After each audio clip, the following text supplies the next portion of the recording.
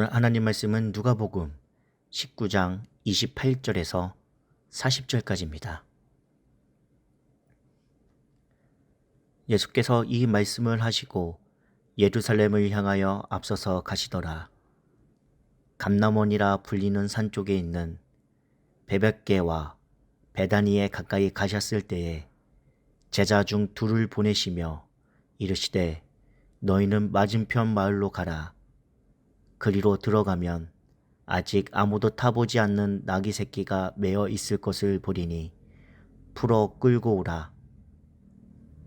만일 누가 너희에게 어찌하여 푸느냐 묻거든 말하기를 주가 쓰시겠다 하시라 하시매 보내심을 받은 자들이 가서 그 말씀하신 대로 만난지라. 나귀 새끼를 풀 때에 그 임자들이 이르되 어찌하여 나귀 새끼를 푸느냐. 대답하되 주께서 쓰시겠다 하고 그것을 예수께로 끌고 와서 자기들의 겉옷을 나귀 새끼 위에 걸쳐 놓고 예수를 태우니 가실 때에 그들이 자기의 겉옷을 길에 펴더라. 이미 감람산 내리막길에 가까이 오심에 제자의 온 무리가 자기들이 본 바 모든 능한 일로 인하여 기뻐하며 큰 소리로 하나님을 찬양하여 이르되 찬송하리로다.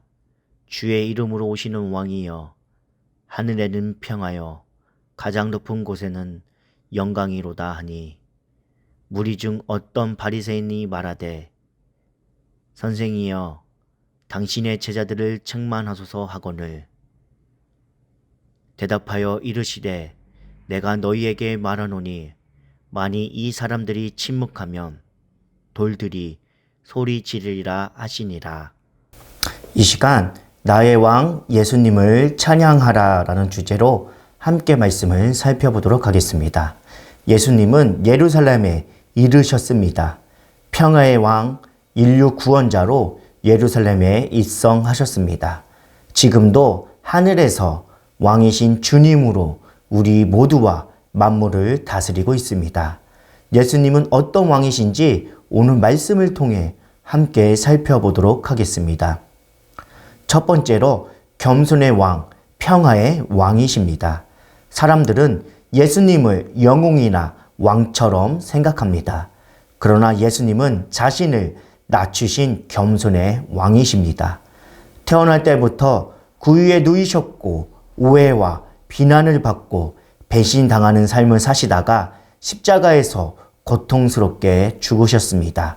그분이 바로 예수님이십니다.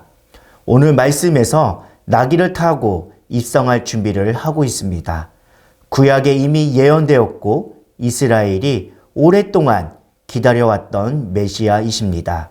예수님은 두 제자에게 맞은편 마을에 가면 아무도 탄 적이 없는 나귀 새끼가 매어 있을 것이라고 말씀하셨습니다.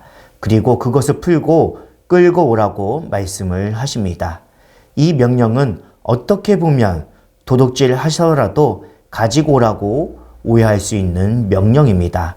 하지만 예수님의 권위 있는 말씀에 그 누구도 의문을 제기하지 않고 순종을 합니다. 주께서 쓰시겠다 이 말씀 앞에 나귀의 주인도 순종하게 됩니다. 예수님이 사용하시겠다고 하면 우리도 순종해야 합니다. 권위 있는 말씀 앞에 순종해야 하는 것입니다.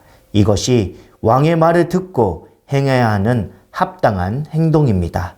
그러나 예수님은 왕이신데 다른 왕들과는 다릅니다. 보통 왕들은 화려한 말을 타는데 예수님은 전혀 다른 나귀 새끼를 타고 예루살렘에 가십니다. 왕이면서도 종처럼 자기를 낮추신 분, 능력과 영광의 하나님이시나 평범한 사람보다 더 비천한 자리에 스스로 가신 분이 바로 예수님이십니다. 이 길이 우리가 가야 할 길입니다. 예수님은 겸손의 왕이면서 평화의 왕입니다.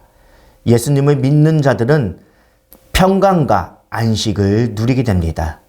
예수님의 사역하신 일들을 생각해 보면 평강과 안식을 주는 일이었습니다. 예수님을 믿는 자들에게 평강과 안식이 주어집니다. 그리고 그들이 있는 곳에는 예수님이 주시는 평화가 있습니다. 지금도 하늘에서 세상을 통치하고 계시기에 이미 하나님의 나라가 임하였습니다. 우리는 겸손하고 평화의 왕이신 예수님을 따르는 자들입니다. 이제 우리가 가는 곳마다 하나님의 평강과 평화가 임하게 될 줄 믿습니다. 두 번째로 겸손하고 평강의 왕이신 예수님을 찬양해야 합니다. 예수님의 예루살렘 입성을 맞이하는 온 무리들은 기뻐하며 목소리로 예수님을 찬양했습니다. 주님의 이름으로 오시는 왕, 하늘에는 평화, 지극히 높은 곳에는 영광이라고 찬양을 합니다. 누가 시켜서 하는 것이 아니었습니다. 감격에 찬 마음으로 찬양을 하고 있는 것입니다. 이보다 더 귀한 찬양은 없을 것입니다. 찬양은 우리의 믿음의 고백입니다. 몸과 마음을 다해 찬양으로 영광을 돌릴 때 하나님께서는 기뻐하실 것입니다. 예수님이 나귀를 타고 예루살렘 성에 들어오실 때 들려온 찬송은 만왕의 왕으로 오시는 예수님에 대한 합당한 찬양입니다. 그렇기에 제자들을 비롯한 사람들이 찬양하지 않았다면 하나님이 길가에 돌들을 시켜서라도 찬양하게 하셨을 것입니다. 주님을 찬양하는 일은 우리에게 주어진 은혜이며 특권이라고 말할 수 있습니다. 그렇기에 우리의 모든 것을 드려 찬양받기에 합당하신 분이십니다. 나귀를 내어주고 겉옷을 깔고 큰 소리로 찬양하는 사람들의 헌신과 예수님은 나귀를 타고 평화의 왕으로 예루살렘에 입성하심으로 스가랴 예언이 성취되었습니다. 겸손의 왕, 평화의 왕으로 우리에게 오셨습니다. 우리 모두가 겸손의 왕, 평화의 왕을 진심으로 찬양을 드릴 때 우리를 평화의 도구로 사용해 주실 것입니다. 하루도 빠짐없이 왕 되신 예수님을 찬양하고 그분이 행하시는 놀라운 구원의 소리를 외치십시오. 이것이 우리가 할 수 있는 가장 합당한 일들일 것입니다. 바리새인들은 예수님을 왕으로 영접하지 않고 찬양하지 않았습니다. 그 이유가 무엇입니까? 그들은 예수님을 구원자로 나의 왕으로 받아들이지 않고 오히려 없애버리기 위해 그곳에 왔습니다. 나귀 타고 오신 예수님을 겉모습으로 판단했고 이 땅에 평화를 주시기 위해 오신 왕을 알지 못했던 것입니다. 예수님을 왕으로 인정한 사람들 삶에는 찬양의 고백이 끊임이 없습니다. 자신의 욕심과 욕망에 사로잡혀 살아가지 않습니다.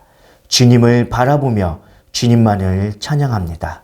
오늘 하루 우리의 왕으로 찬양받기에 합당하신 분임을 잊지 말고 주님을 찬양하는 저와 여러분들 되기를 간절히 소망합니다.